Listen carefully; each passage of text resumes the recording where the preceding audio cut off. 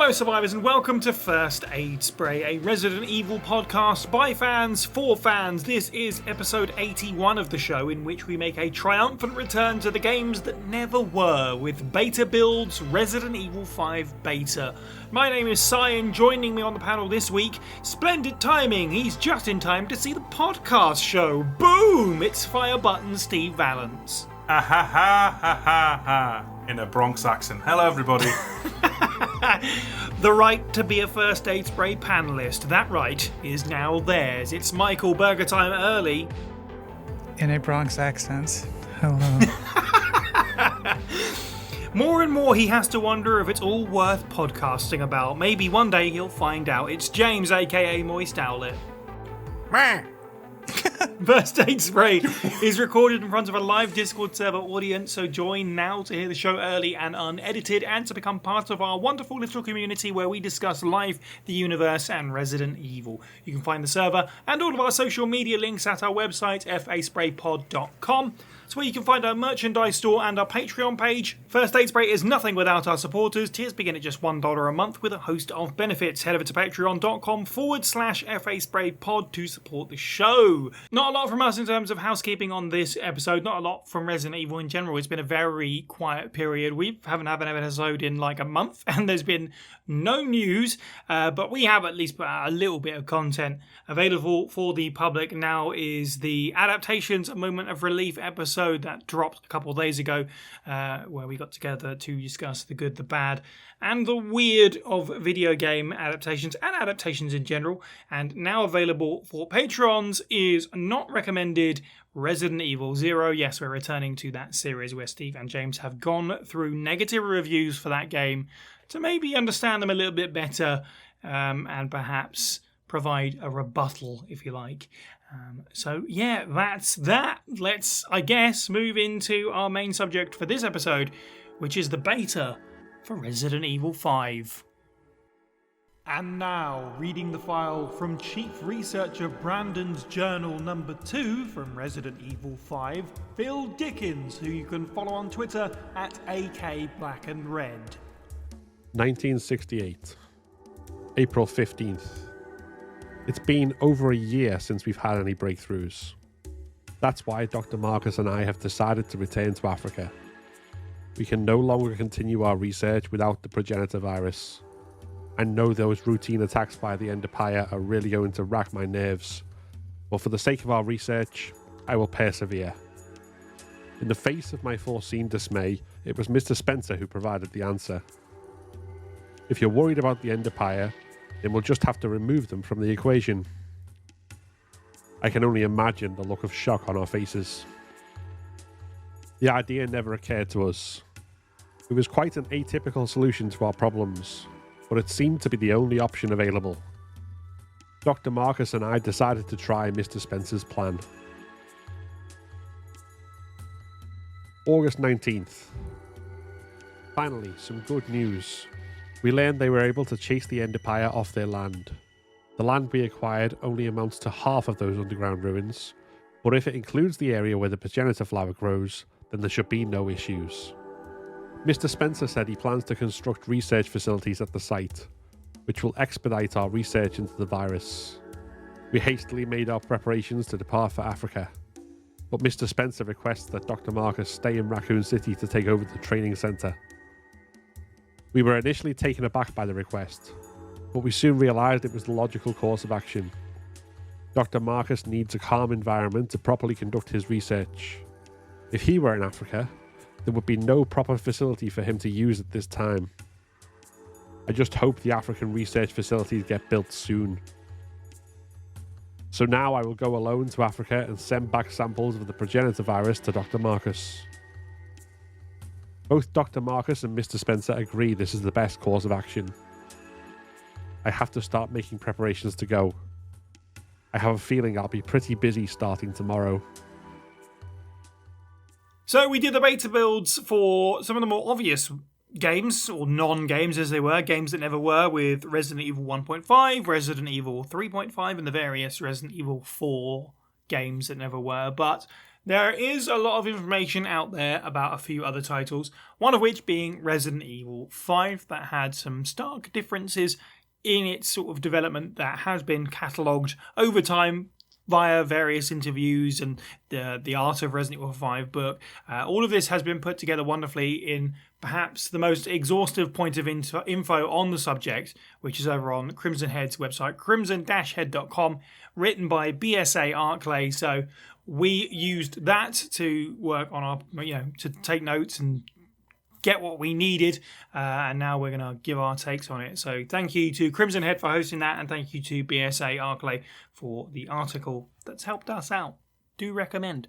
But yes, Resident Evil 5, obviously an interesting one. We covered the game a while back, just only sort of 4 or 5 months ago, and it was an interesting one because I don't think either of us have particularly landed on how we feel about the game. It's tough to sum up. Following Resident Evil 4, of course, and I'm sure Capcom were feeling that going into the game.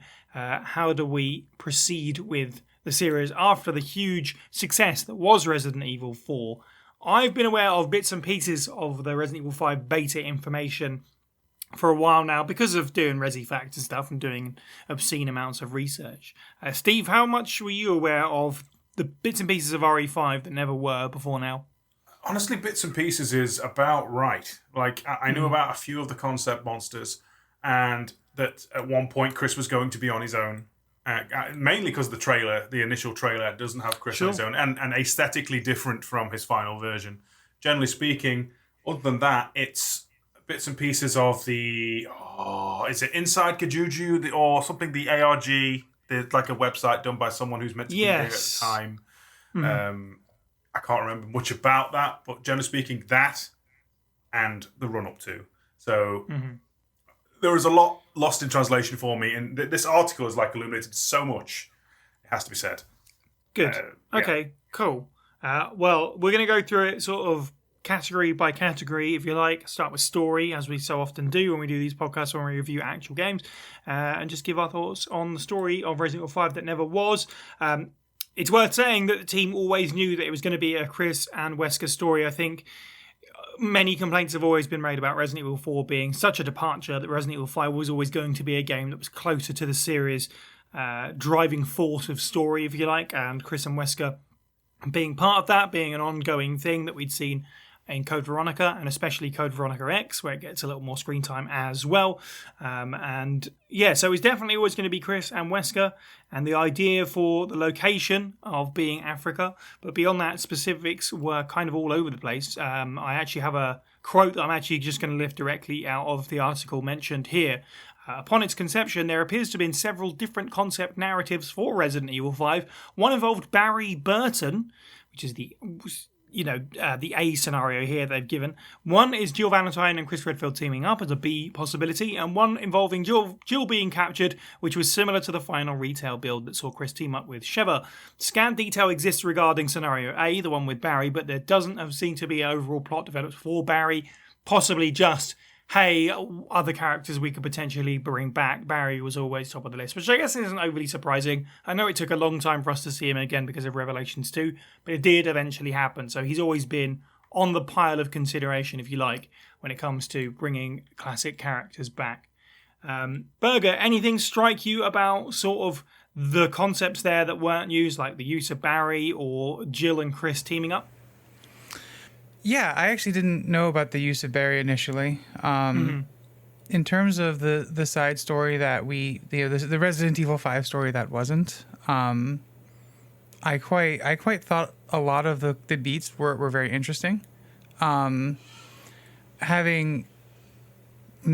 seems like some of those were reused in Resident Evil 6.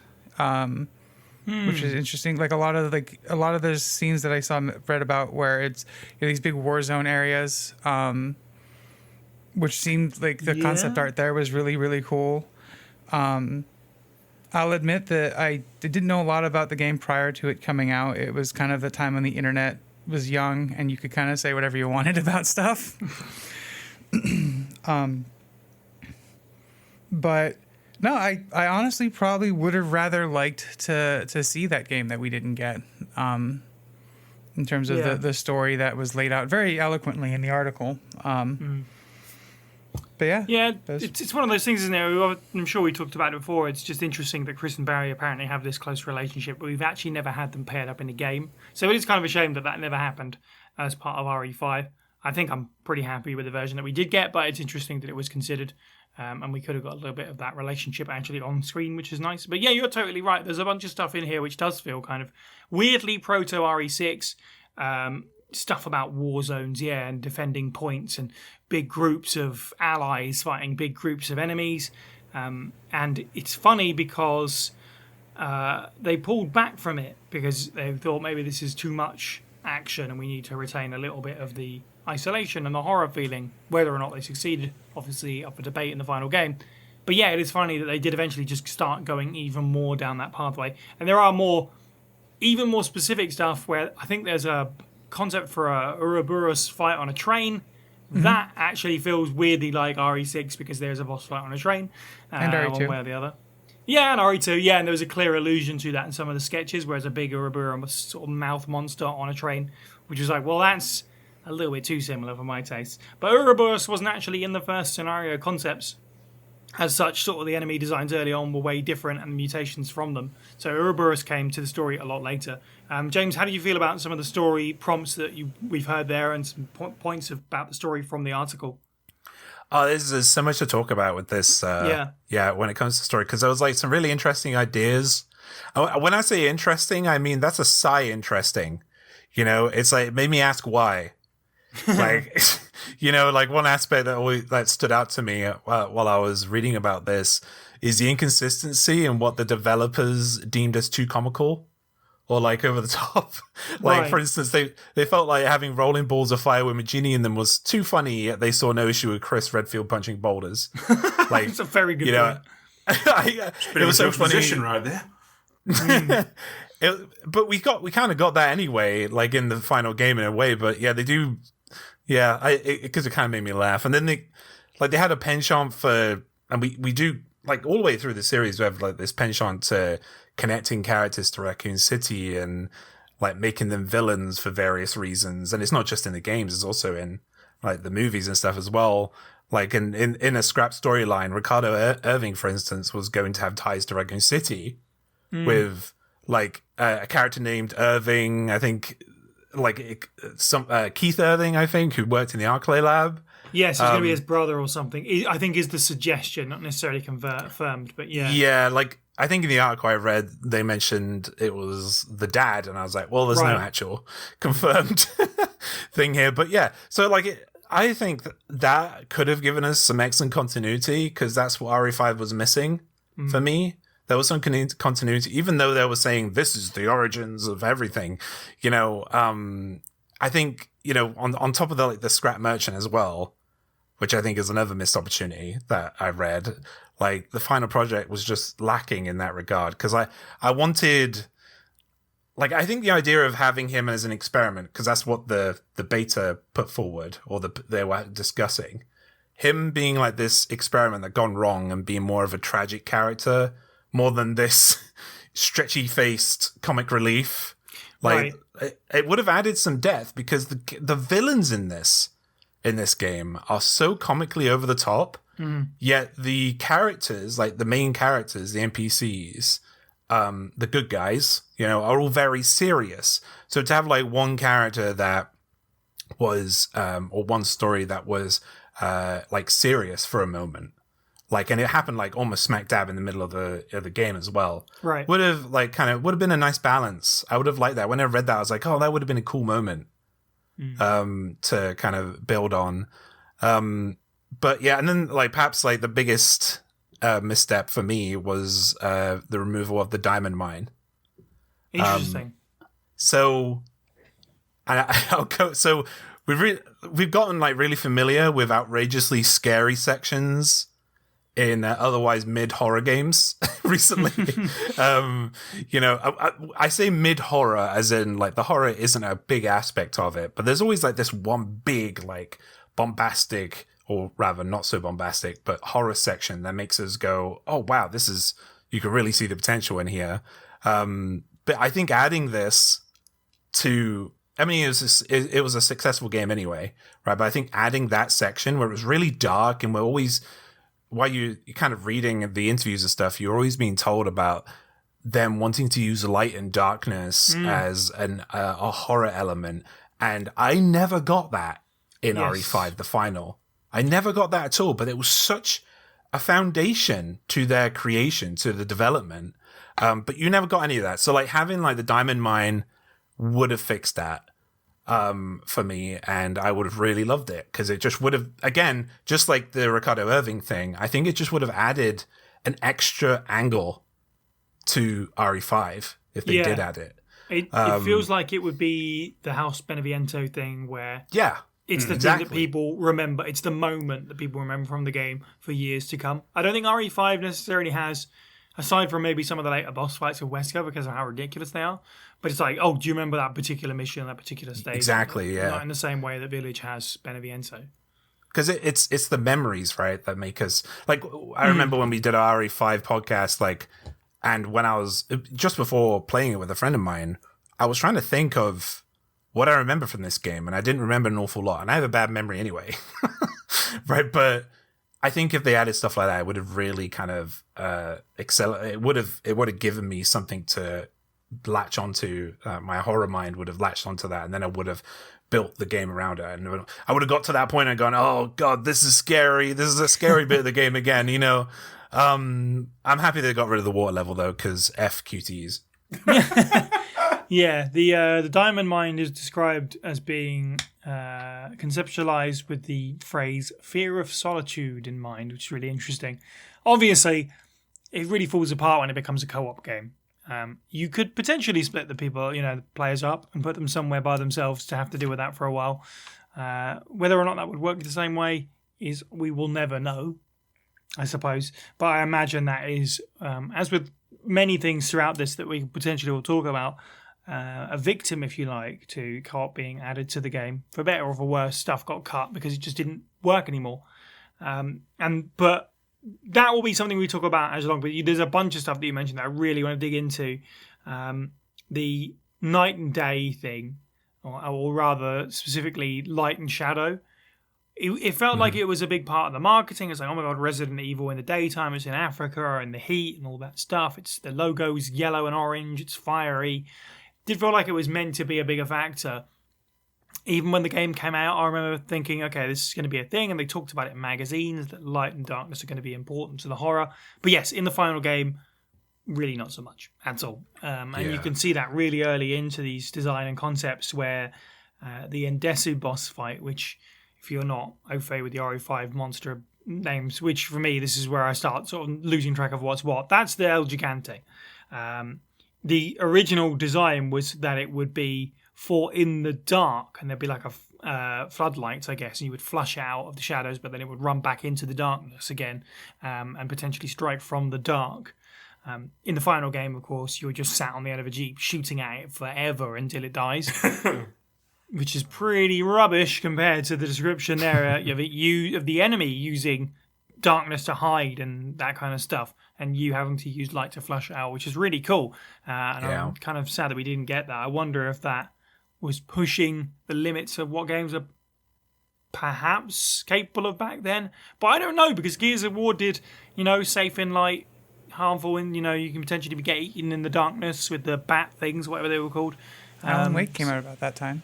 Yeah, this is true as well. So maybe it was just a tad too early, but there's a bunch of cool concepts like that in here. I'm like, well, that's a damn shame. Steve, what from the sort of cut scenario stuff really stood out to you? Oh, good. We're going to be here like 3 hours now. No, I mean, that's fine. So first things first. I don't know how I feel about going straight to final bossish stuff. Wesker's got a very different Achilles heel silver bullet in this. Well, at least one of them, which is his eye. He has basically got, I am assuming some variant of Lost in Nightmares has occurred. Jill damaged him in the eye. There's artwork of that particular image of him holding Jill after the fall out of the window that's used a lot in fan art and stuff. And that eye is now magically a weakness if he gets shot in it. As much as I don't really like the idea of magic serum that kills him, or if he takes too much of it will kill him, a silver bullet, like weak spot in his eye also seems kind of For some reason, Excella's job has been divided into two people. There is a quote-unquote Mr. Tricell as CEO. I would have preferred it if they were Mr. HCF, personally. Something to tie it a bit further into, previous lore. What's interesting is seeing the BSAA basically getting a lot more screen time as competent, maybe competent warriors, like seeing screenshots and concept art of pitched battles where there's like an army of dudes fighting 15 El Gigantes at once across a pitched battlefield. The closest thing I can think of is RE6's segment with the giant dudes whose name I can't remember. They get airlifted in. I want to say Ogre Man.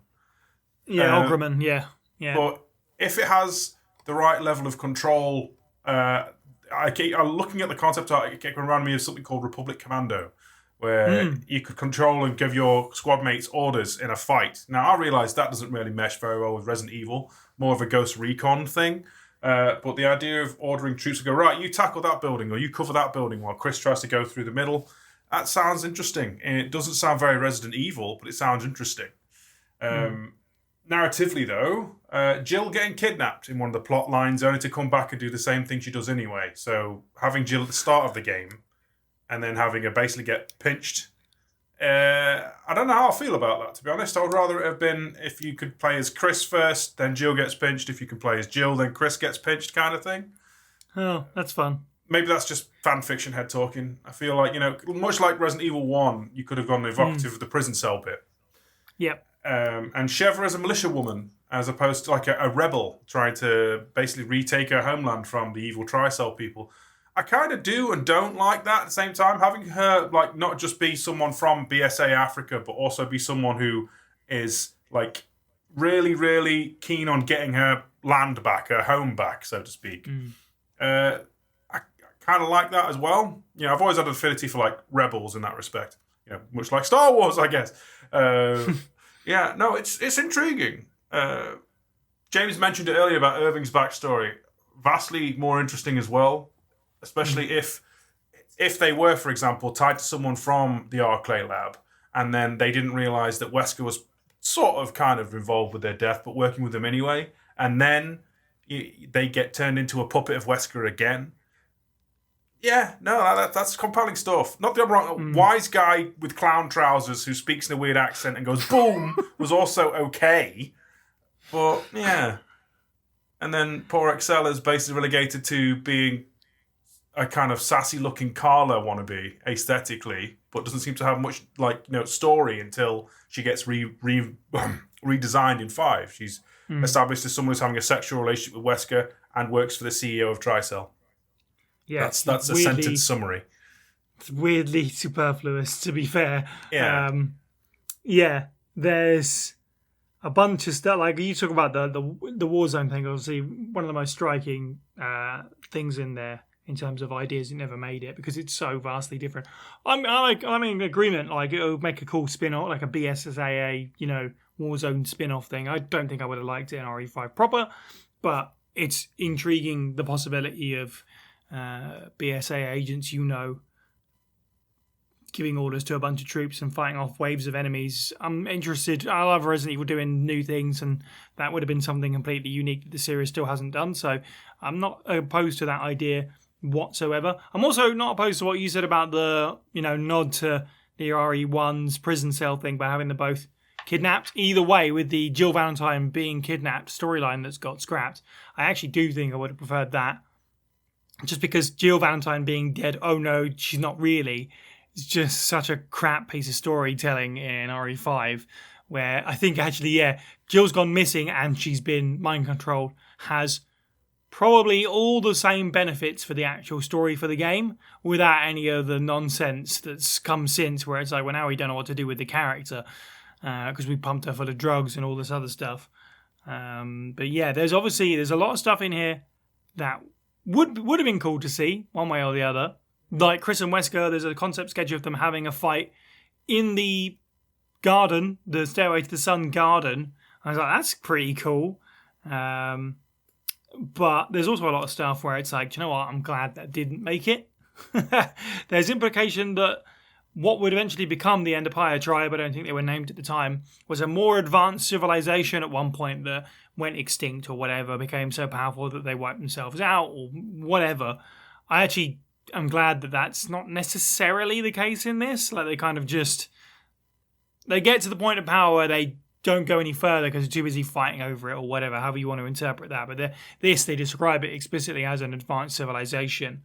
A little too close to Assassin's Creed sci-fi mumbo jumbo for me. Exactly that. You know, the angry tribesman thing is problematic in the way that it is, but I feel like hidden society that progressed beyond its means is just so overdone. Like, probably absolutely now, maybe still in 2009. I'm obviously talking with retrospect, but yeah, where I'm sat now, glad that didn't happen.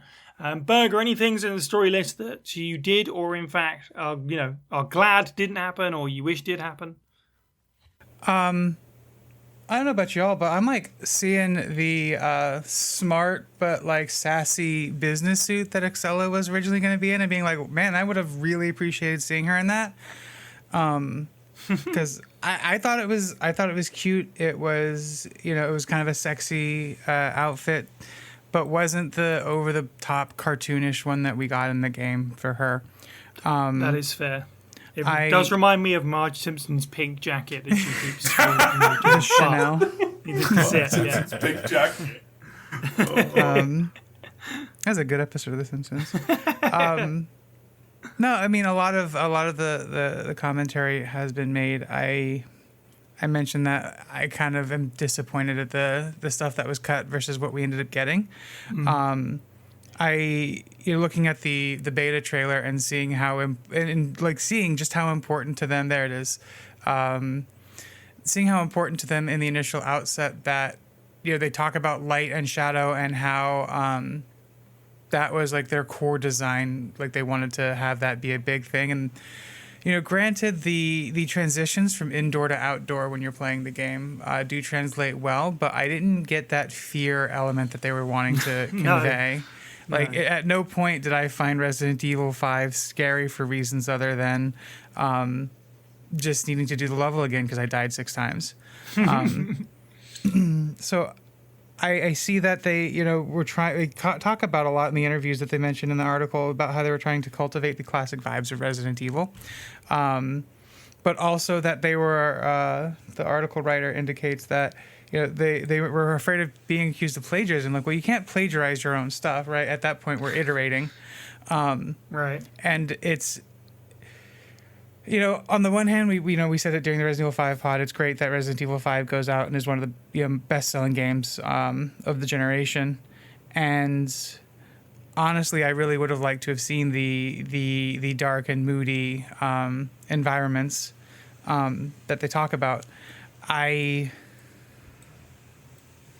appreciate that they mentioned in one of them that James's hero, Ridley Scott, was a big inspiration for a lot of the creature design and the environments. Which, I mean, again, I guess I kind of see it on the bobbly heads. Right. But like, Sure. I don't see it a lot otherwise. Yeah.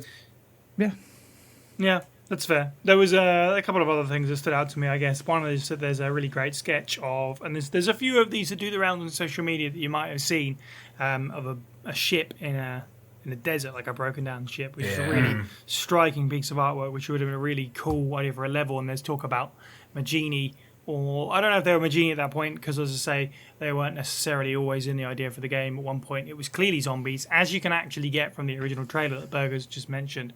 But at some point, enemies were going to be popping out of the sand around that ship as you made your way to it or whatever, navigating around it. Resident Evil ship boner aside, I think this is a really unique take on that, at least. It was going to be completely open as well, wasn't it? You could go anywhere at any point, that ship. Yeah, and that feels like that is probably one of the ones where it's like, this is pushing against what video games could probably do in 2009. Yeah, probably, yeah. Open world wasn't quite a thing yet, I guess, so open levels were bad enough, you know.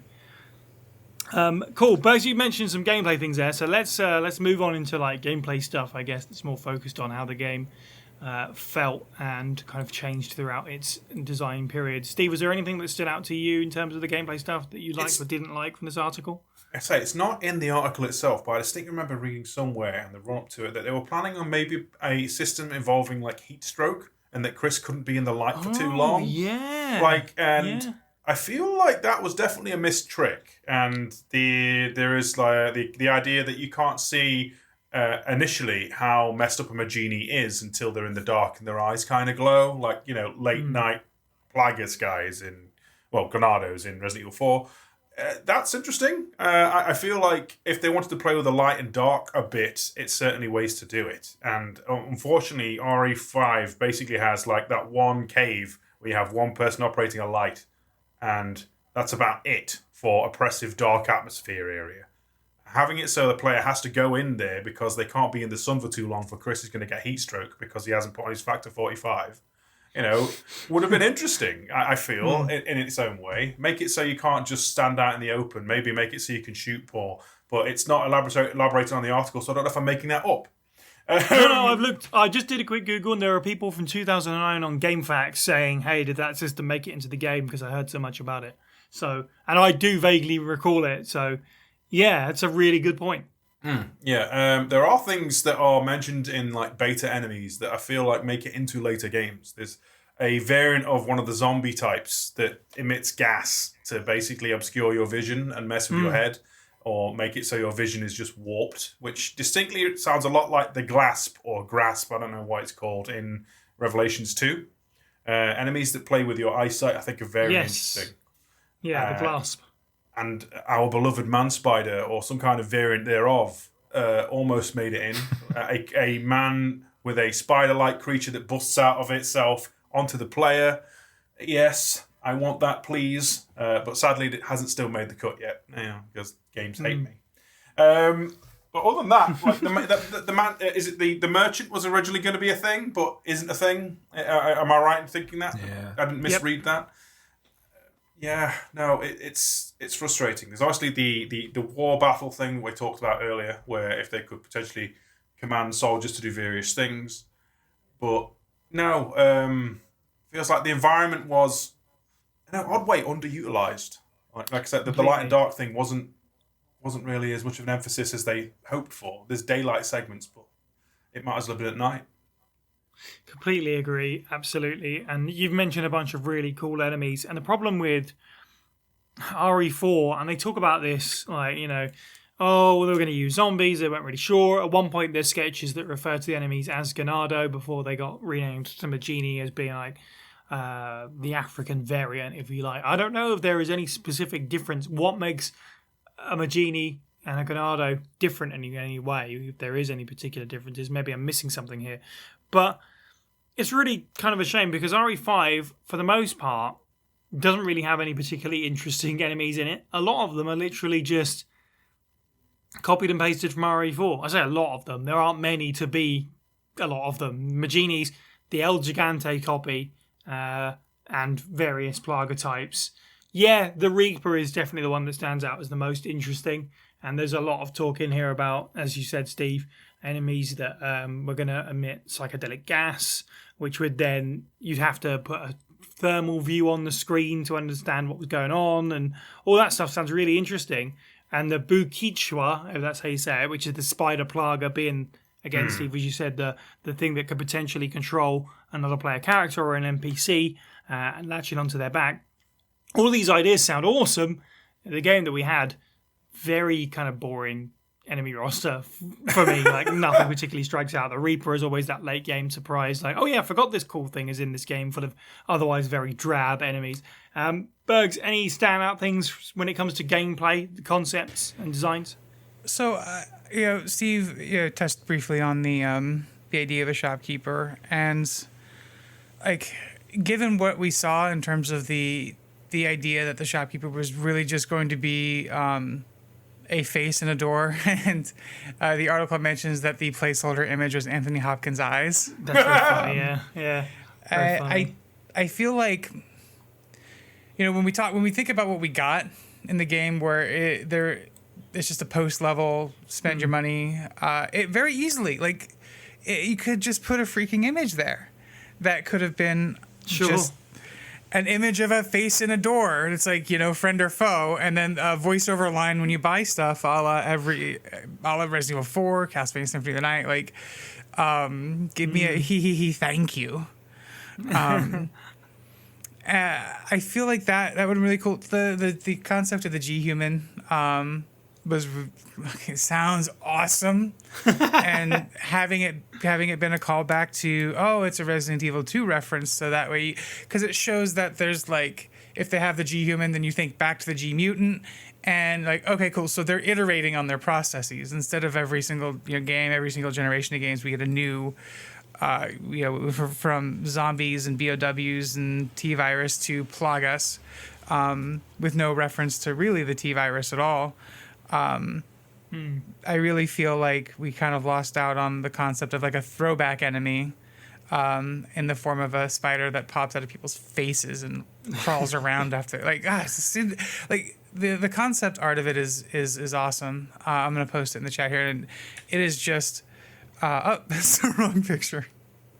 I mean, speaking of cut enemies, though, Burks, like the super tyrant. I love the idea of a tyrant that kind of like buffs itself. Like takes a big intake of breath and it becomes something even with bigger. With the Ouroboros in it too. Like, cut bosses would have been really cool. We could have used that instead of like an El Gigante. I wonder if some of that was, running low on time and wanting to try to reuse assets, because they do talk a bit about the how powerful the new engine was and that they wanted to really reutilize it. There was an interesting bit that I could have remembered from a Fever moment of, like, they mentioned that they were excited that they didn't have to like make a new game from scratch because they were using the MT framework. And I hadn't thought about how similar the enemies were kind of until you'd mentioned it. Where it really did feel like some Resident Evil 4 enemies that were put out. Missing weapons, I guess, would have been really cool. It would have been nice to see the 1911, just like a big, FU handgun. Yeah.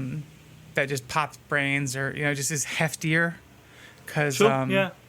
No, I appreciate the game we got, but like, when you're reading this article and you think about like what could have been, some of these screenshots have a cool little like 3-dimensional map that looks nice at the bottom of the screen. It's kind of like offset, and pleased, but kind of disappointed. Yeah, I hadn't thought about that with the merchant. Like, it would have been nice to have something in that screen. I do understand that the weapons dealer being dropped for co-op. It doesn't make sense because it slows down the pace of the game anyway, but when it's a solo experience it doesn't matter so much. And also, if anything, you kind of need that slower pace moment, but with co-op you're forcing another player potentially to just hang about while you mess around in the merchant or whatever. So I do get why they didn't go with the merchant and they went with the sort of chaptering system where you have a break and you do your buying and selling in a menu, but it's very drab, isn't it, by comparison? So yeah, to do something like that would have been nice, absolutely. But maybe, as you say, maybe it's also a victim of making sure they hit their deadline or whatever. This is the first time using a new engine, a helpful engine that brought everyone together, absolutely, and kind of unified a bunch of projects that had started on different places, and it's like, no, we're just going to use this. And also, the first game for this generation of consoles, I'm sure, presented its own set of problems. And then eventually the first game that's co-op. So I do understand why I don't want to say corners were cut, that's quite extreme, but why it was perhaps working smarter. Bigger than the stomach situation. Right, exactly. It's better to work smarter rather than harder at this point, and let's just reuse what we can, or spin it off in its own kind of way maybe. So I totally get that.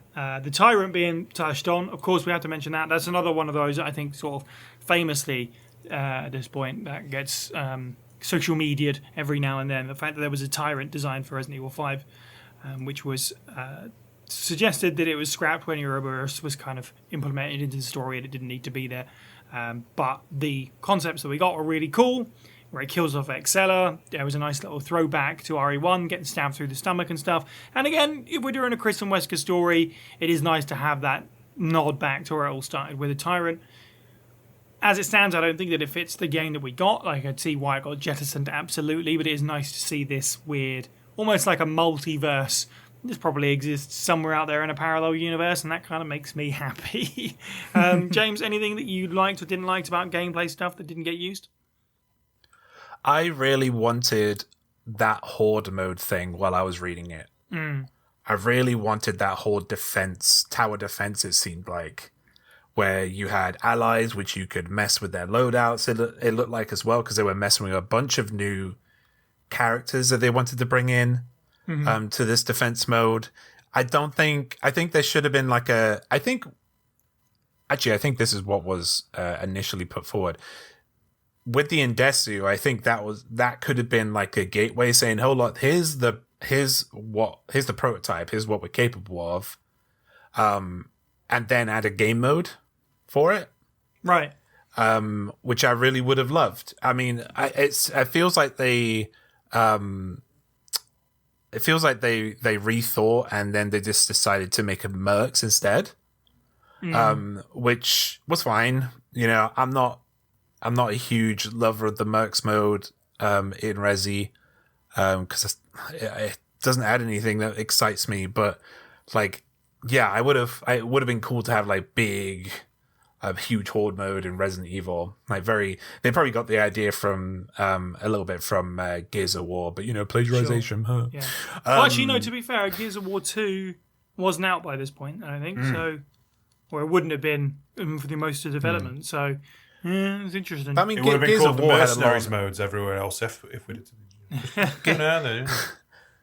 Gears of War, like, 1 had a lot of that stuff just in the gameplay itself. Well, this is true. Yeah. Yeah, it's so they might have just seen. I don't get this whole. I know we've mentioned it like 3 or 4 times now, but this whole plagiarism thing, I think it was actually mainly a Shinji thing, not a plagiarizing RE4 thing. I think it was them not trying to step on toes.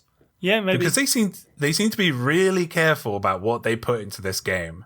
So careful that it took them from mid 2005 to 2009 to make this game. It's incredible to me, because the irony of that is how much RE4 they just copied and pasted into RE5. Right. Yeah. It's kind of. I know. I like in this article as well. It says that just over 100 people worked on this game, which is wild. Like when you think about now, where you got like 500 plus people working on AAAs. Like, and these people built this game, you know, in 5 years, well, 4.5 years.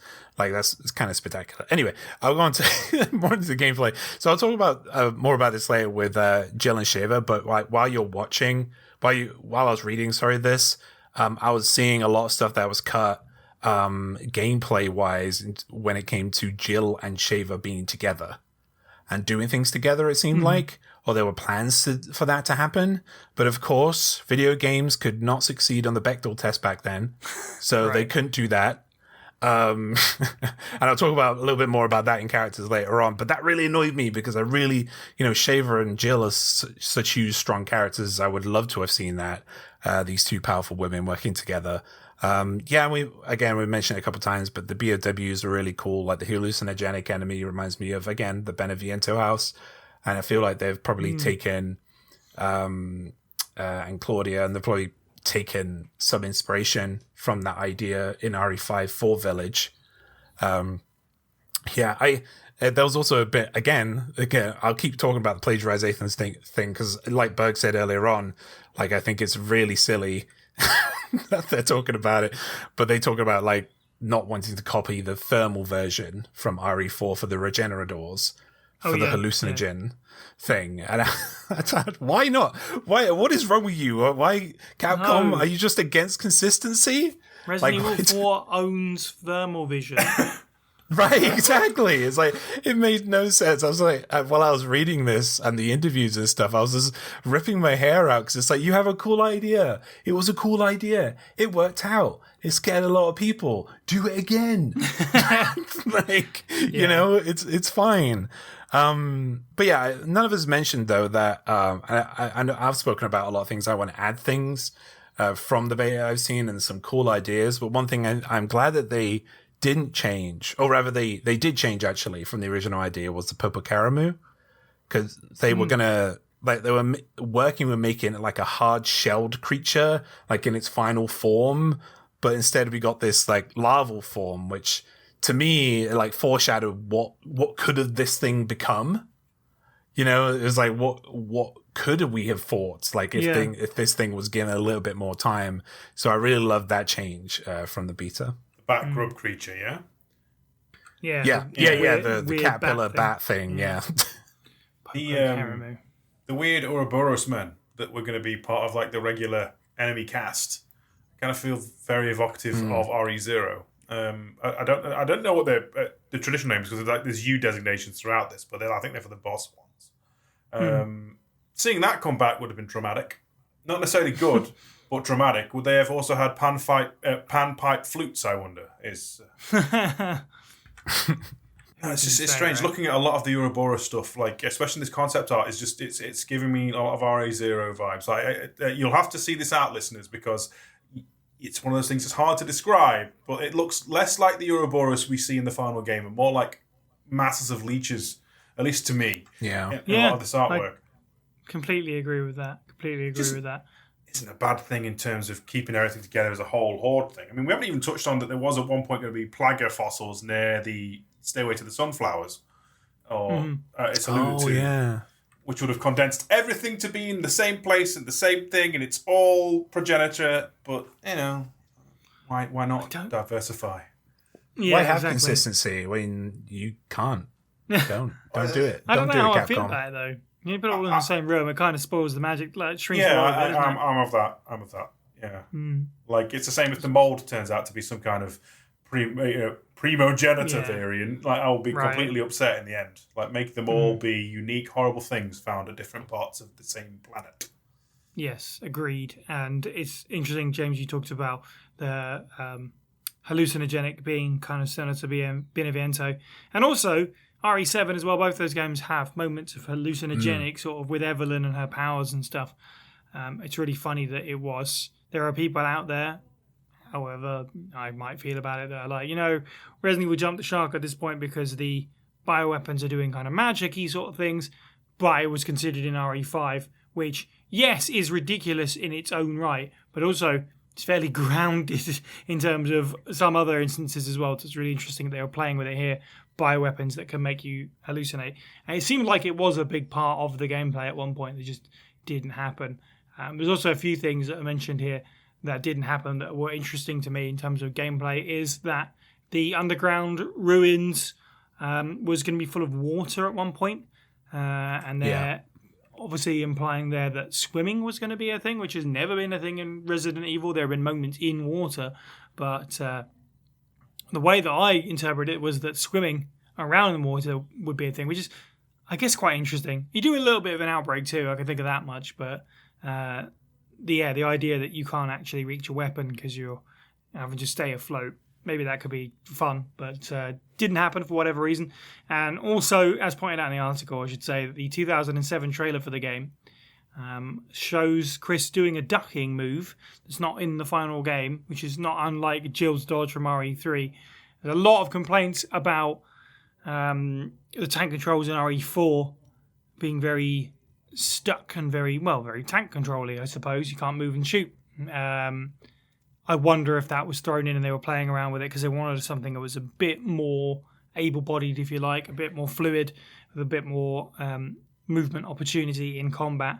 But for whatever reason, nope, no dodge move. I guess maybe it just wouldn't have made it too easy. But it's interesting that at least it implies that they played around with it at some point. September 29th. I've been in Africa for 2 weeks now. It's a good thing Dr. Marcus isn't here. This place is far from being a paradise of research and scientific study. The so-called research facilities are nothing more than a bunch of tents, and we have to employ armed soldiers to keep the Empire at bay. But the thing that gets on my nerves the most is the sound of the construction for the real research facilities. How am I supposed to concentrate on research when everything is threatening to drive me insane? I'm just trying to concentrate on extracting the virus samples from the progenitor flower so I can send them to Dr. Marcus. Hopefully, if I focus on my work, I can remain sane in this godforsaken place. 1969, June 15th. The research facilities are finally completed. This is the real Umbrella Africa Research Centre, not just some pile of tents. But I've come to a realisation in the past 9 months. The facilities are too small for our needs. We need to make them larger, more suitable for research. Then we can fill them with more talented researchers. This place needs to be our front line in the progenitor virus research. Our results will do a great service to Dr. Marcus and his vital research. In a rare turn of events, that old skinflint Spencer actually agreed with me on this. We've talked a little bit about the way the game potentially could have felt in terms of the hallucination and also light and dark. So let's move into atmosphere as well. Bergs, do you get any particular vibes from what you can see in the concept sketches here in terms of the atmosphere that you like or didn't like, or any quotes that stood out to you?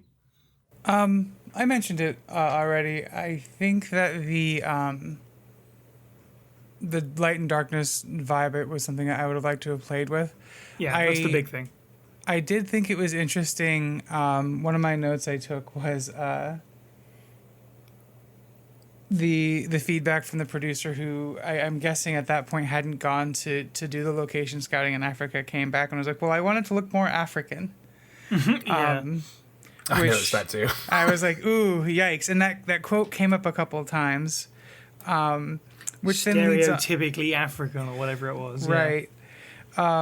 Which then kind of goes on to the part of the article where I thought it was interesting as well when they talk about, I imagine this is a character thing, but talking about Sheva's design and the changes that it went through.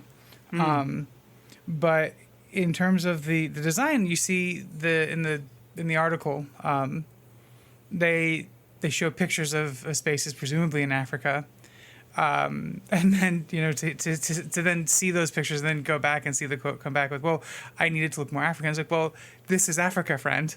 Right. So what more do you want from us in this regard? I think that it was troubling to see that and to hear it in a game development cycle, a game development release that did go through a fair amount of controversy in that regard, which we don't have to get into too deeply here. It was interesting to see that it came up that early, like when it was still in concept phases of like, well, we needed to look more. The tonal change as well, between what they talk about early in the interviews, where they talk about their goals are at the beginning, and then as the article progresses and they get further into the development, how the game that they kind of talked about in those first interviews is kind of not the game that they ended up delivering on in some aspects of it, which I thought was interesting. Yeah, definitely. There's a lot to unpack there. Starting with the Africa thing, absolutely. Like, it's just absurd to me, to get on my soapbox here, but that you send people out on research for a location when you already have an idea of what it is you want to make anyway, and then you just go with that idea. Like, Right. it seems pointless to do the research if you're just going to do with the idea that's in your head. Why did you need to do that? I guess they used some of the photos as textures or inspiration for textures and stuff, but it is really funny that they send people out and they went, this is what Africa actually looks like, and the people up top were like, no, we want, cartoony, stereotypical that Africa, which is pretty gross. Which, when there's a game where to hear that their response back when the game came out and they're like, oh well, we're sorry, there's cultural differences, to hear that it started that early of the people coming back is fascinating. That's the party line that they took, because it shows that they, like you said, we have this idea that we want, and we're just going to do that anyway, regardless of what the stuff you bring back is. Yes. Is fascinating to see, now looking back on it. For sure. And the tonal transformation is a great way to put it, for sure, because, we've all talked about it throughout this episode, and it's still worth talking about here because it's the atmosphere thing when it comes to The intention of outside is bright, inside is dark. You have to go inside into the dark sometimes. That's actually seen in the 2007 trailer a little bit. Sort of that feeling of, as it's quoted here from one of the devs, saying that you were able to escalate the player's fear of darkness, stepping into the shadows from a place where your eyes have to adapt to the light. In those moments, until your eyes adapt, you're playing a game where you can't see, and that really fans the fires of panic. That's really cool. But yeah, it's not in the game. Right. And I wonder again if that's a co-op thing where it's like that doesn't necessarily translate when it's two players just shooting enemies together. But it's a real shame because I guess a missed opportunity. Again, I'm not saying necessarily one is better than the other, but it's definitely intriguing. As with all of the beta build episodes, it does make your mind wander into what could have been. James, any more points on atmosphere from you? Yeah, I know we've spoken about it a lot. I was the first one to bring it up, but yeah, to talk about kind of the light dark change in the very first trailer in 2005, the end of 2005, I think there was. And I'll talk about him later on, but there's a trailer where you see Chris in darkness, and he's essentially at what looks to be a bazaar. He's like underneath the canopy of a bazaar, like a marketplace. It looks like, and then he comes into the light, and his eyes fix. Yeah. And I was like, that is really cool. when I saw that in the trailer, it's like, if that is gameplay, and if I saw that in a game, that is precisely the artistic vision I was expecting from what I was reading from the interviews. Mm-hmm. Like, going from light to dark should get it should give you that sudden pang of fear, of anxiety. Yeah. And that first trailer did that. And I realized like co-op may make it complicate that, but at the same time, co-op can complicate that too in a good way, because you're going out, you're blinded, right? You run out as Chris, Shaver's behind you, you run out as Chris, you get blinded, but then you fix, you're focused in, suddenly there's people behind you, Shaver needs to be pushed forward, right? And she suddenly comes out into the light, she gets blinded, she can't fire the things behind her because she's blinded. Chris has got all the, it can be worked with in a co-op mode. Oh, absolutely. And I think where and I was down is that split screen, I guess, is more right. Problem. Yeah. On a technical level. Right. Yeah. I just wish they did more with it. Totally. It was so cool what I saw in that first trailer, and then as I was watching, I think there was like 3 other trailers.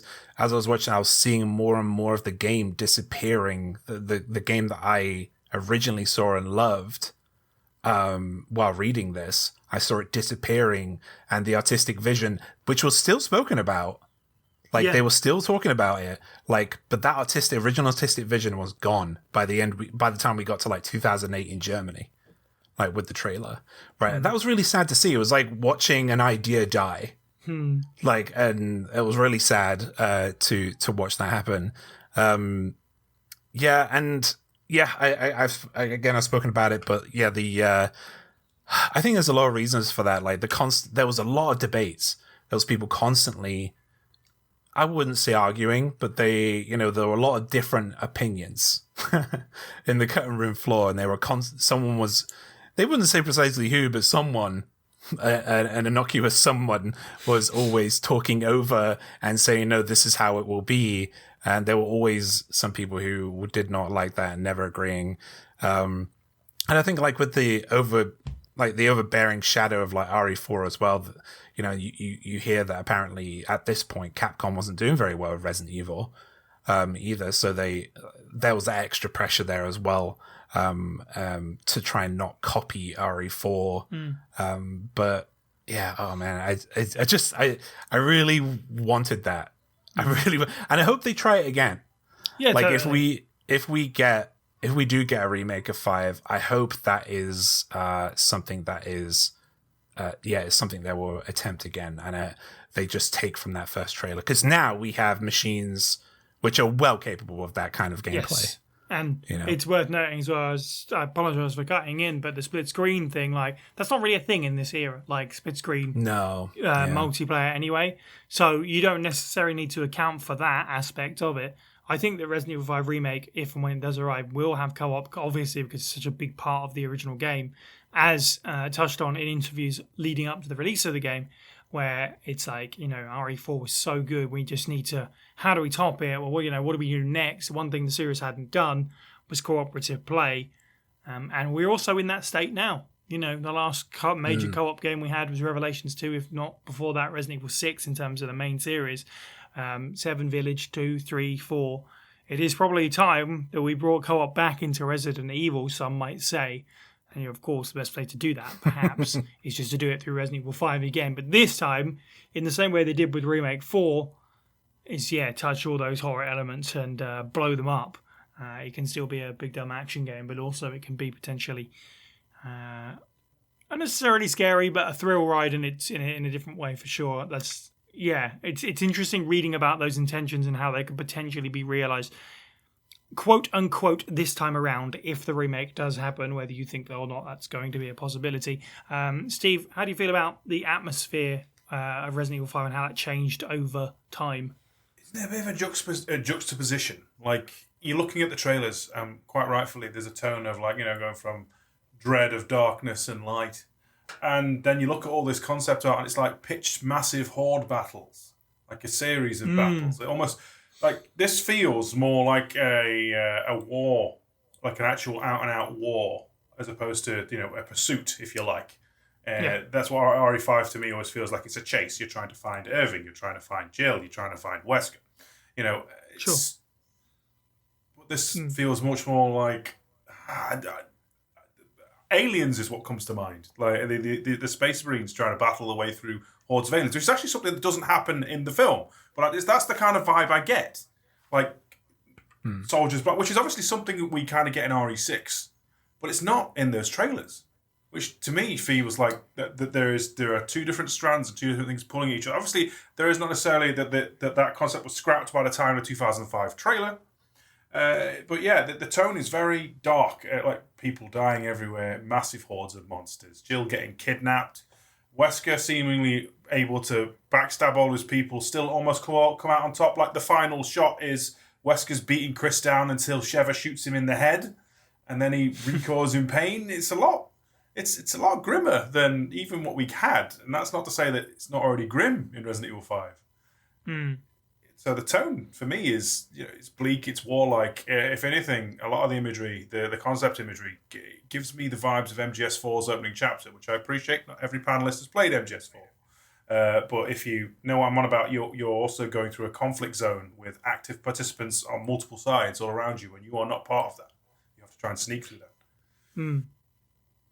Yeah, it would have been quite interesting in that respect as well, because it's character growth, right? You get to see Chris in an actual grim war situation instead of, a bit more of a heroic one. I know that the final game, heroic might not be necessarily the right word. They become expendable, all this stuff, all this typical cinema stuff. But he is kind of an indestructible hero, and that's the way he's designed in the final game.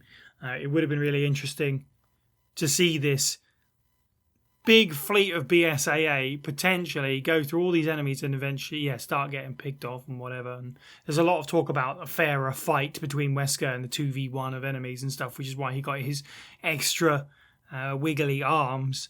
But it does make you curious about the Wesker and Chris beatdown fight, because we've seen that in Code Veronica and Chris got rocked. So it would have been really interesting just to see them go mano a mano again, but Chris just about come out on top enough for, Sheva to shoot him in his magical weak eye. Let's talk a bit more about characters then, in fact. And we've got to start with Chris Redfield being the main man himself, and also being the subject of a lot of hilarity in the comic club episode we did about Code Veronica, about him essentially being Doom Guy.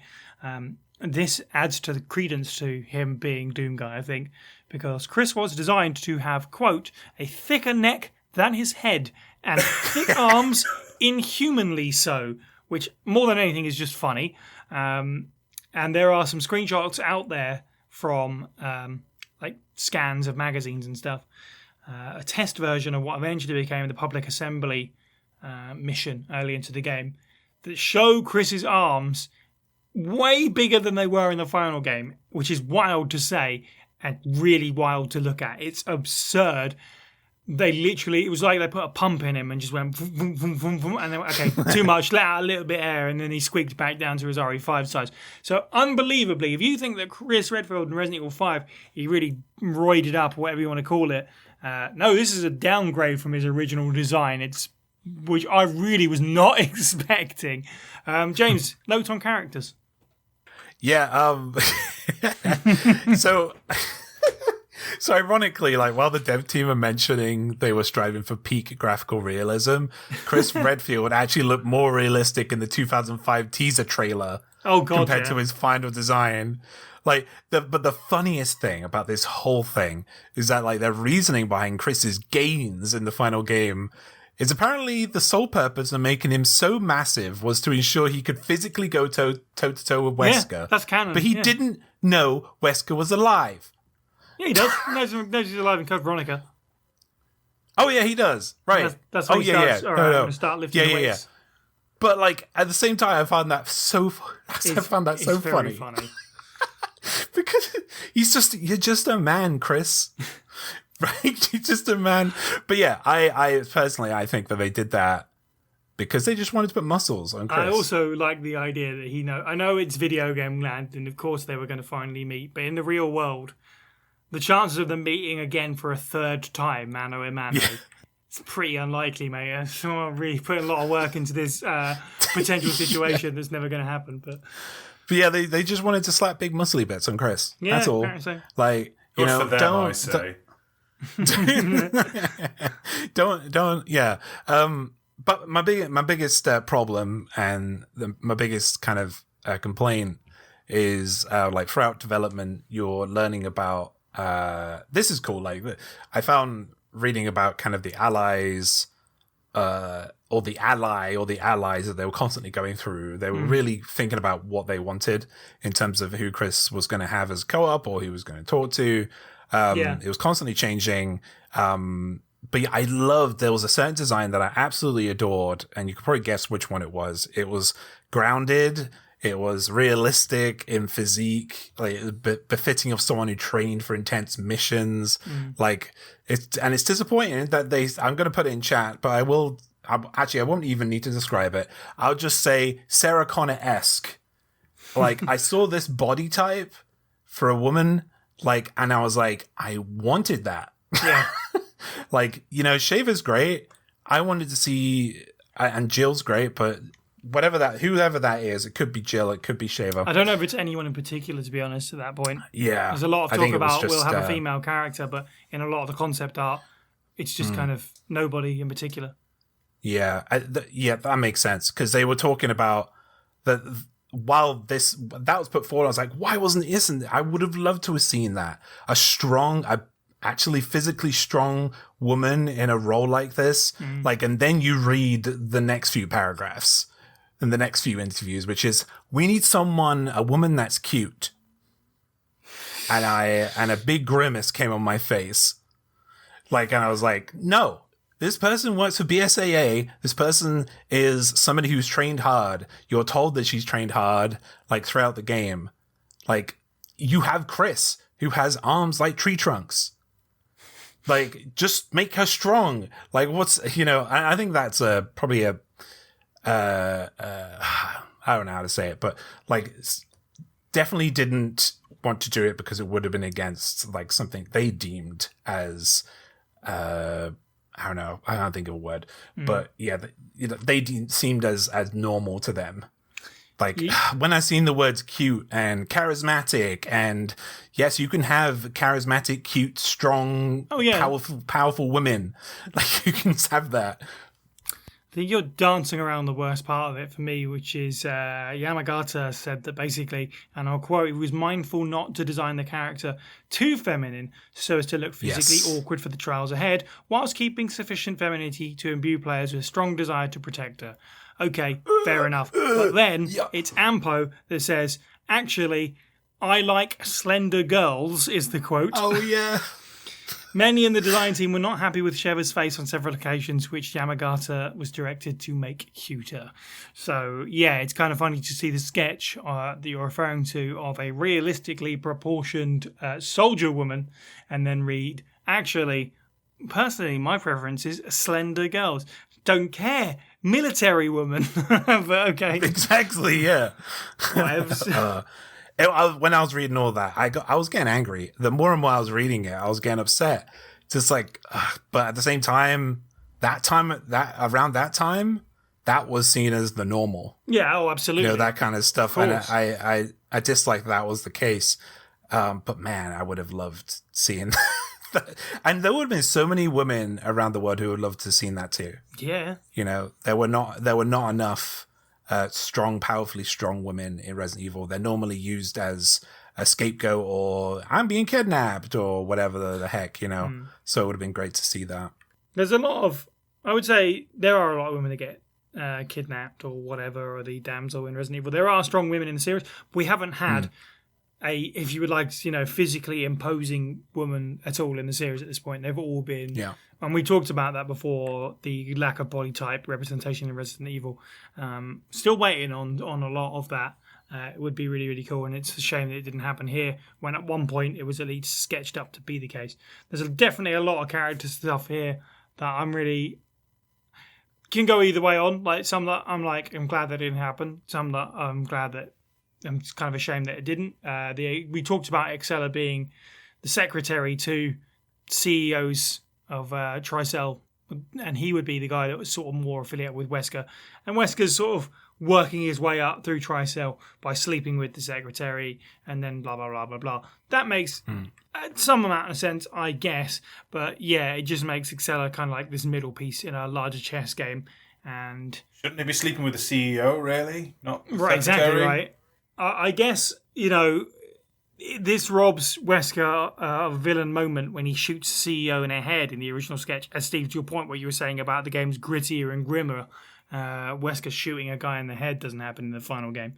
That's pretty cool. But I'm glad that it wasn't there, because it's just superfluous to have two characters when, yes, it could have been one, and they probably did make the right decision to make Excella the CEO. And as useless as she was and weak to Wesker's apparent wiles, it at least is a lot neater in terms of telling a story.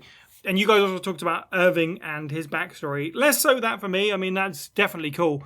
But there's sketches here for a really cool mutation of his where he turned into like an octopus-looking creature. Yeah. Which, to me, I like a lot better than the final design, which I can barely picture what it looks like. It's just kind of a sea blob that you fight with big guns. Again, Resident Evil 5. But yeah, I like this sort of octopus thing. But again, I think it changed because Ouroboros happened and they were like, okay, we've got to scrap what we've done. Everything needs to have a case of the Wigglies. Didn't they say that it was because the octopus would not be fast enough to keep up to a boat? That was the quote, I think. Yeah. Like, that was their reasoning. Do they do research on giant boat-sized octopuses to check that and then disregard it anyway? Steve, any notes on characters? Oh, generally speaking, I feel like everyone's touched on mostly what I would like to say. I want to reiterate the point. I'm still umming and ahhing about Sheva having more of a close attachment to Kijuju and trying to liberate it. Being a militia woman. Although I'm not a big fan of the beret hat. For once, James, it's me who's against the beret. All right, call back to the Jill Valentine. I'm with you. I'm with experience. I'm with you all the way. Generally speaking, it's Irving. I can see what you're saying. I still kind of appreciate a more complex backstory than just peddler for Tricell. We haven't even talked about Wesker having some kind of informant to almost lure Chris in and mess with him. There's in the concept sketches, there's someone called Wesker's Shadow, an informant. It's just like an emaciated crackhead who's talking to Chris. But generally speaking, having someone to go out of his way to fool Chris, to goad him in, interesting in concept. But no, overall, it's we pretty much hit the notes. Like, the CEO is pointless. Why is he there? Just make it shit. Just make it Excella. We don't actually feel. I feel like we don't get much of Chris's depressed vibe or general mindset in a lot of this note work, which is a shame, because I'd like to have known. Because obviously, if Jill isn't immediately in peril, how is he generally feeling? What is his motivation other than, I bloody hate that blonde guy with sunglasses? And the same for Jill. She has as much beef with Wesker as anybody. We don't really get much into her motivations or story. We know a little bit more about, obviously, Sheva was at one point going to be a guide or a militia woman. We don't even hear much about Spencer's concept, which I appreciate. No. This is the beta; Yeah. it's not finished, so there is stuff that have yet to have been ironed out. But it's a shame that Spencer always had to be there; he was always going to be there, apparently. But we don't really learn even the crumb about what he was going to be in the beta, other than just the guy in the background. He could have been Yeah, Mr. CEO for all it matters. Sure. I don't know if this is a word that the article specifically chose to use or if it came from an interview or whatever, but yeah, Spencer being in the game was always the case, but described as at least a cameo was the word used. So I guess that's why maybe there isn't too much detail on the role that he would play or whatever up to a certain point. Maybe it's always just going to be a brief little nod for the long-term fans. As I say, they clearly wanted to tie things back to the main series with 5. It's interesting that you talk about Chris and his situation, though, because you could argue, perhaps, that that's reflected in some of the logos for the game, with the original logo from the debut trailer from Tokyo Game Show just being black and white, just a white font typeface with some letters bigger than others for some reason. But then by 2007, with the next trailer, it was it's actually different from the final logo, but it is the same color scheme of orange and yellow and red. And Jun Takuchi said in the Art of Resident Evil 5 book that this was chosen to represent Chris carrying his glimmer of hope, of his light within him, which is interesting. I wonder if any time, between 2000 and whenever that first trailer was, 2005, to 2007, that's when they shaped out Chris's story, because he would need to carry his hope if something devastating had happened to him. So I wonder between those 2 years is when they kind of rounded out what his situation was. But it is, you're right, absolutely a shame that we didn't get to hear some back and forth on potentially that coming to fruition. Bergs, any notes on characters? Yeah, actually, I echo a lot of what everybody here has said already. With that said, I do want to say that there is something to be said about Sheva's design and the kind of hell that poor actress who played her went through. And to hear that, like, she went from being strong lady. Now I'm definitely the person who, when I do have the option to create a character, muscle sliders on all my ladies go all the way to max. Like, give me strong ladies, because it's hot and good. And honestly, if Chris can have him, why can't somebody else? Especially given, like you said, the quote was like, his neck has to be bigger than his head, his arms have to be even bigger than that, so that he's prepared to go and fight Wesker. Everybody has beef with Wesker. He's the bad guy. I was going to say, like, just because I forgot to say this, but to add on, anybody who knows fighting knows that the more muscle mass you put on, the slower you become. Like, you will get to a certain point, right, and you will just be a big blob that throws haymakers at 2 seconds. You're going up against this guy who can teleport. Right. Fair point. Fair point. Yeah, but if you can land that hit, which- James, it's going to hurt. Sorry, Bergs. I Can't do punch a think that, boulder without it, though. Sorry, go on. looking at the different designs that Sheva's outfit could have gone through, I appreciate that they went with the lavender. I'm glad that they gave her a more military style, but there is a screenshot of her wearing this lovely like feathery top with sandals that I'm like vibing on as well. I do think it's smart that they ditched the beret, especially if you're talking about like African people. There's a lot of like a history in the continent of brutal military dictators who are often pictured wearing a beret in that style, in that color. So I think that that's a good idea for them to have lost. Regarding anybody else's character design, man, it seems that the game that we had in concept would have been a really great Resident Evil game. I like the idea of Excella being the secretary, sleeping with Wesker, working with Wesker to undermine the...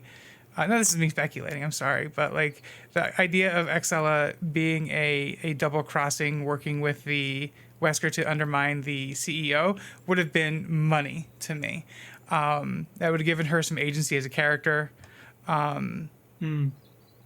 I think that Wesker being a more calculating and not so cartoonishly evil bad guy plays more to his like character sensibilities. Same thing with with Chrissy. I just like seeing a lot of the original stuff and the little concepts that we had in the outset, and just gosh, they really did our people dirty. Certainly feels that way. Again, it's just the way that it is when you look at something that never was. It's just natural to wonder what it could have been. Right. But yeah, it's really. This is why I always wanted to do an episode of RE5 of this, because it transformed so much. And if you were around at the time, you remember the talk about the light and the dark. You remember seeing that trailer of Chris squinting into the sun and stuff like that. And yeah, all these interviews of them talking about the horror, but also now we know a bunch of character stuff, and the tone of the game was going to be grittier and stuff like that. To see what we got, it's really bizarre how it became what it became and lost what it lost, and there's not enough conversation about it for my money. Which I guess neatly is probably going to bring us to the end of what has been quite a short episode, but instead of it, that's how it goes. Let's sort of sum up, I guess, our feelings on the Resident Evil 5 beta. It feels like quite a loaded question to ask. Would you have preferred... It's kind of hard to say, would you prefer what you've seen? Because all we've really seen is scraps of stuff. Like, we haven't seen a completely different game, like a functional game. And some of it just... it wouldn't really work in tandem with other stuff as part of the beta. That's just the nature of designing stuff. You reiterate. But is there stuff from the beta that you're really sad didn't make it? Overall, how do you feel like the initial ideas, I guess, compared to the final product? Steve, let's start with you. If they're going to make it another co-op action game, it makes sense to get the BSAA more involved. Maybe not make them as full military force as they appear in the beta, but maybe a little bit more active than they were in the actual game itself, because they were kind of got pasted every time they appeared. Fundamentally, there, except for one fight where they show up as competent, otherwise they get bodied. Being able to be engaged with them, that makes sense as Chris being a an operative and someone of high rank in the atmosphere. Irving's backstory, perhaps not what we've seen in the beta, but embellished upon and made a bit more connected, would also be interesting. I noticed it in this, not to just backtrack, I know we're summing up, but when it comes to Jill, they don't really give you much in terms of what her thing is, other than make her look cool. I've noticed one of the main notes, which is, fine, yes, make Jill look cool. Generally speaking, I feel like, unlike RE4, with its many different spokes that cause many different things, different games and whatnot, this feels like you can tell it's more beta and iterative. I'm sure my colleagues are going to go on to light and dark, and before they say anything, I will agree that yes, light and dark definitely needs more emphasis.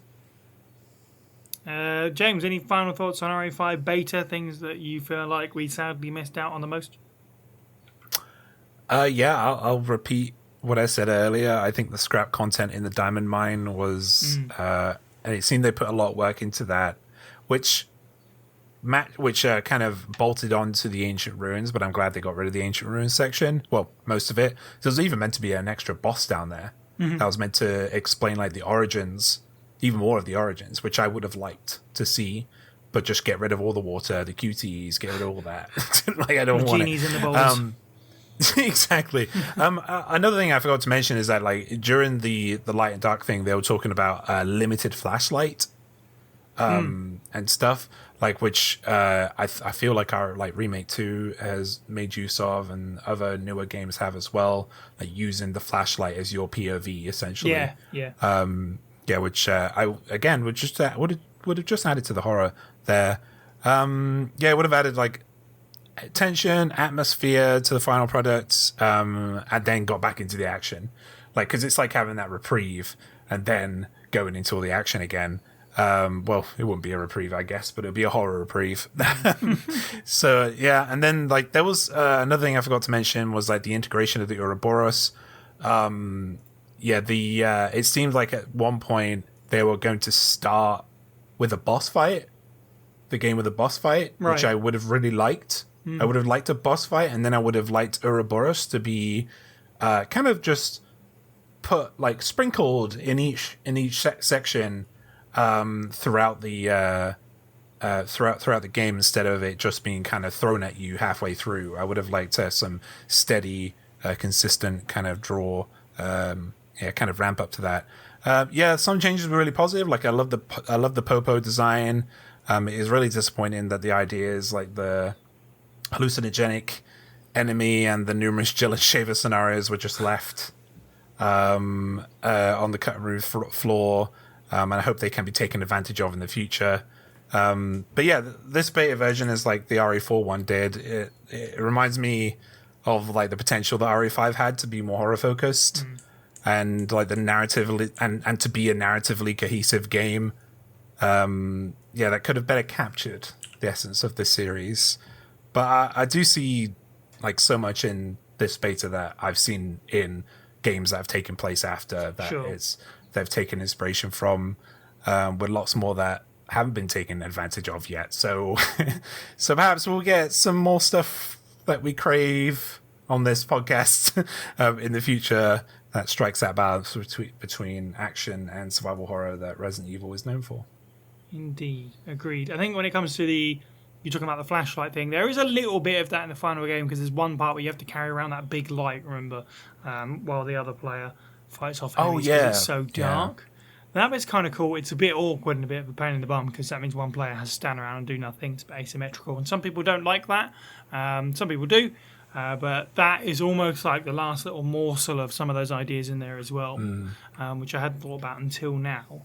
But it does make you wonder about, as you said, the future of future projects and that kind of stuff. Bergs, any final thoughts on RE5 beta? How you feel about it compared to the final game? So, yes, I've at this point have said a couple of times that I'm a little disappointed at the game that we lost and the game that we ended up getting. And I say this as a person who is on record as not hating Resident Evil 5, because it was fun. Totally. I want to, just to spite Steve, I'm not going to talk about the light and the darkness again. No. I'm not going to harp on it. But I will say that I'm thrilled at the direction the series has taken in recent years. So, like you had mentioned briefly, like if and when we see a Resident Evil 5 remake, it'd be exciting to see it as a co-op multiplayer game. Obviously, I feel like it has to. But I kind of hope that, given where the tech is at now, we can revisit some of these ideas that were in this one. Like give us a full-blown military action. Where, because it feels like the scale of what they wanted to do, just you have to you scope creep, right? You have to dial it back and squash it and pull it in and pull it in and pull it in. But imagine a game where you didn't have to. They have their framework. They have the RE engine now, which can obviously render a bunch of stuff all at once. It can obviously render that stuff well. Its lighting is just mwah, chef kiss. So to touch on the points that we missed out on in this one, I'm excited for a potential remake. Yeah, that's kind of my thinking on it as well, actually. And it's very easy. I've said multiple times to be like, oh, this would have been so much cooler. I also do enjoy lots about Resident Evil 5, and you can hear those thoughts if you go back and listen to RF5 pod if you haven't. But I'm at a weird place with the Resident Evil 5 remake. I'm sure I've said it before. I don't think I necessarily want a remake of this game.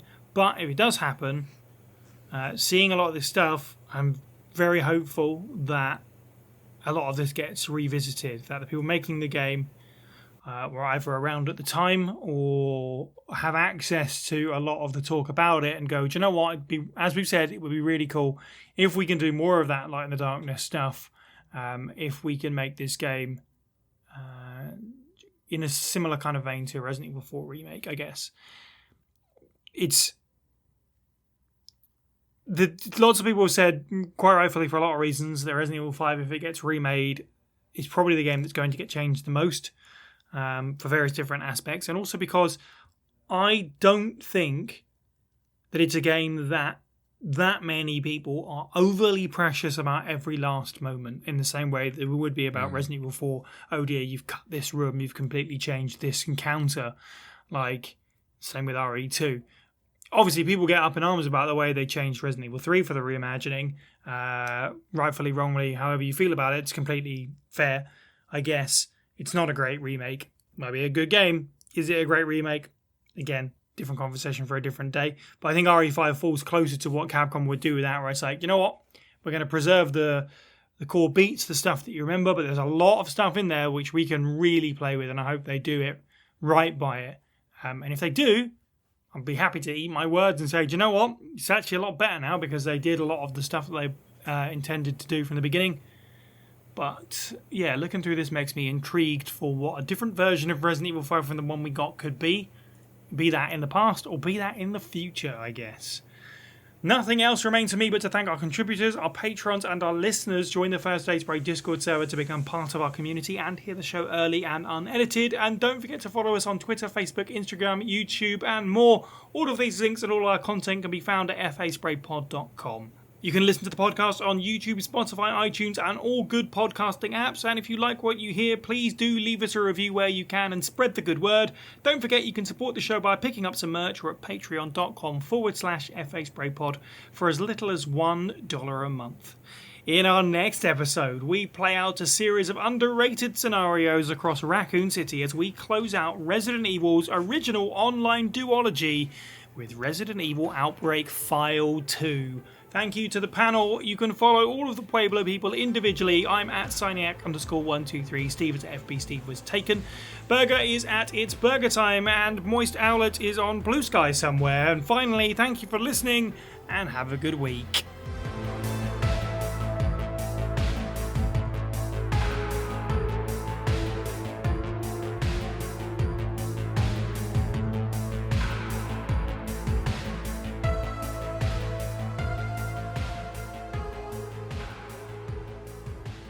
It's a topic that I don't really think I knew much about going in. And while it's not as storied as 1.5 or 3.5, No, of course. it's surprisingly a lot to go through. That being said, the design document for Chris basically being, the words meathead with 3 lines underneath it is... it's telling. I believe it if it actually said that, to be honest. those screenshots of his arms are something else, man. Just the word realism that kept coming up in interviews is so funny. They made me laugh every time. we need this to be the most real, and now we have the technology to make it real. Let's blow up Chris. Turns out in the original he was the builder. Exactly. We need a Bronx native who turns into a giant piranha man. Yeah, okay. Realistic. Sure. Whatever, guys.